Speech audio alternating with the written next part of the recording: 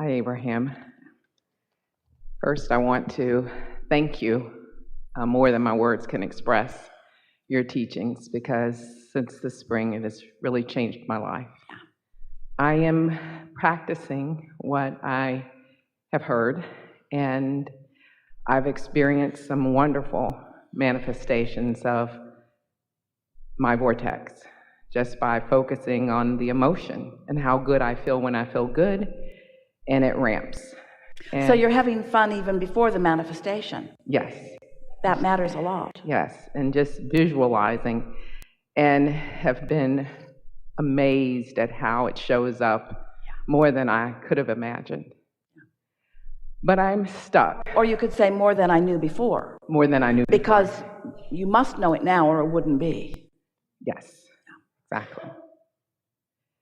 So I'm having some challenges with staying in that place when reality, as you spoke to earlier, paying attention to what is, and it's in a particular aspect of my life. What happens to you when you say I'm having a hard time, some challenges? So does that mean you're having some negative emotion around it? Yes. And did we tell you yet what step 5 is? Step 5 is not being mad at yourself when you're back in step 1. Okay. Okay.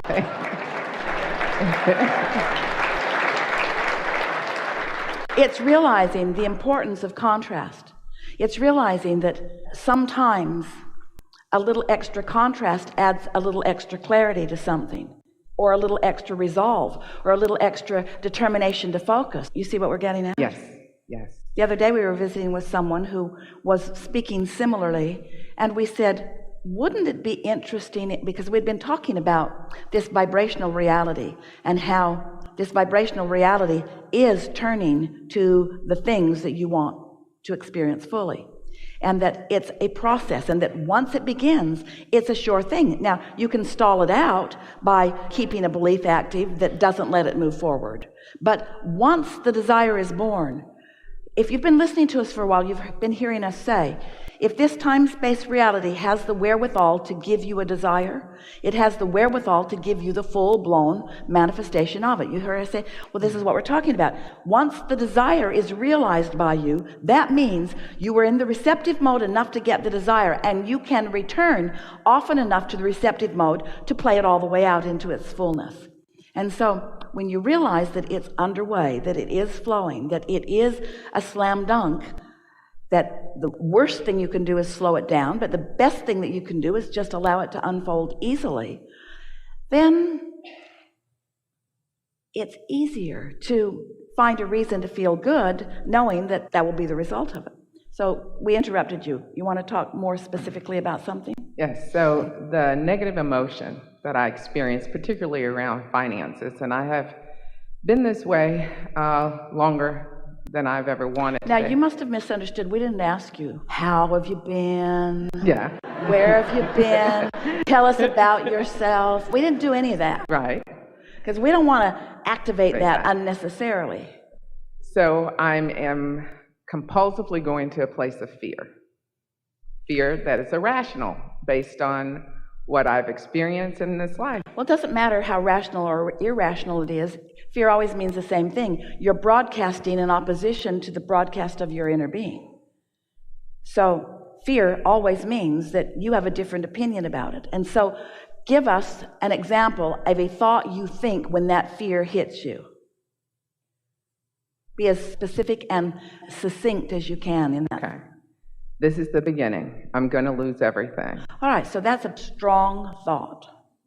It's a strong thought that is in complete opposition with what you want, and it's in opposition to this desire that is turning to a different thing than that.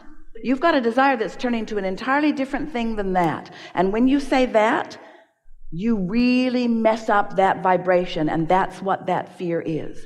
That's like that buzzer that says, this thought does not blend with who you are. It doesn't blend with what you want. It doesn't blend with the desire that's unfolding. It doesn't blend with sources' knowledge about what's happening with you. And so when you call it an unrealistic thought, we want to call it much more than unrealistic. We want to call it out of alignment. We want to call it not in keeping with who you really are. It's a much bigger out of alignment thought than we can even put words to. And so let's not put words to it. Let's put emotion to it. That's what that fear is that you feel. So what do you do when you feel fear? First of all, if we were standing in your physical shoes, we would acknowledge it as guidance, and we would feel appreciative of it. And we would say, good for me, I'm feeling fear. And next, good for me, source within me knows something very different than the subject that I just activated, to which I responded with fear. So if this fear means that my thought is not accurate, then what thought must be accurate? Oh, it's going to be all right. Things are working out for me. Esther and many like you got on a ship in Sydney a few weeks ago and had a wonderful cruise, and then came back to Sydney. And we like to tease you by saying, wouldn't it have been interesting if, when they had all gotten on board, if the captain had come across the loudspeaker? He did frequently. He really liked his own voice, and it came through the speakers a lot. And wouldn't it have been interesting if he had said, ladies and gentlemen, we are so happy to welcome you on board. If you will look at your itinerary, you will see that Sydney is the place that we get on the ship, and it's also the place that we get off the ship. And so, since we are in Sydney, get off. Your voyage is now complete, as you can see by the end of the itinerary. And of course, no one would have wanted to get off, because they didn't get on to get off. They didn't create this voyage to get it over with. And we want to suggest to you that you didn't have all of that experience and put all of those ingredients in your vortex, and law of attraction didn't whip them up into a faster moving energy, and you didn't receive it as an idea which you are in the process of translating into the full-blown manifestation. None of that happened so that you could get it done. It wasn't about getting it done. It was about the joyous experience of watching the cooperative universe respond to the vibrational integrity of your serious, deliberate thought. Don't you like mastering things? Don't you like being good? Don't you like the feeling of clarity? Don't you like knowing that Source has your back and that Source is flowing with you? So this is really what we want to bluntly say. Why would you ever? It seems ridiculous to us. Why would you ever go to all of that trouble of being born into a contrasting environment, giving birth to all kinds of rockets of desire, putting the ingredients all there, getting into the receptive mode enough that you realized a desire, and then take score right now about what is over there when you're here? Why would you take score when there's so much more delicious evolution to take place in this magnificent creation that you are upon? Why would you do that? Well, we'll tell you why, because you're stuck on manifestations. And that's what we're trying to get you to get over with in these hours that we're together. We want you to enjoy this sweet spot as the manifestations are becoming, not just take score of what the manifestations are. So that's what causes you to have fear most of the time. That's the predominant reason that you feel negative emotion, because you got this thing going on and it's alive and well, and Source is with it, and your inner being's with it, and everything's unfolding. The entire universe has got your back, and things are lining up, and law of attraction has whipped up all kinds of cooperative components, and you're over there taking score about the manifestation instead of enjoying the journey on the way. It's like being on the ship and being so mad that you're not at the final destination. You don't do that when you get in your car and go someplace. You expect there to be some life experience between the beginning of your journey and the manifestation, the fruition of it, don't you? So why take score? Why not enjoy the emotional, vibrational journey? Because that's what it's all about. There isn't anything that any of you want. Not a material object, not a pile of money, a relationship, a circumstance, an event. There is nothing that you want that is for any other reason that you believe you will feel good in the having of it.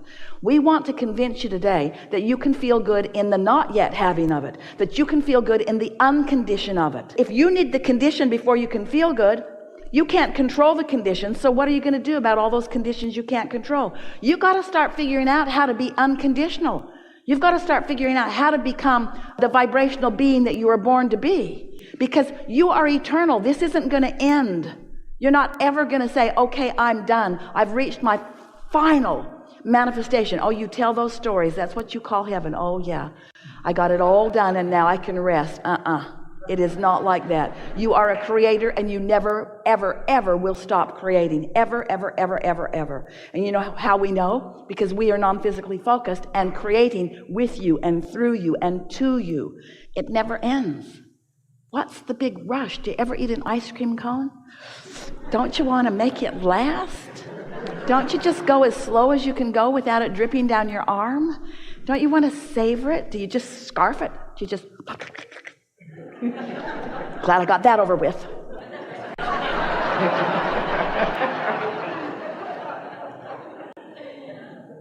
Enough? Yes, thank you. Yeah.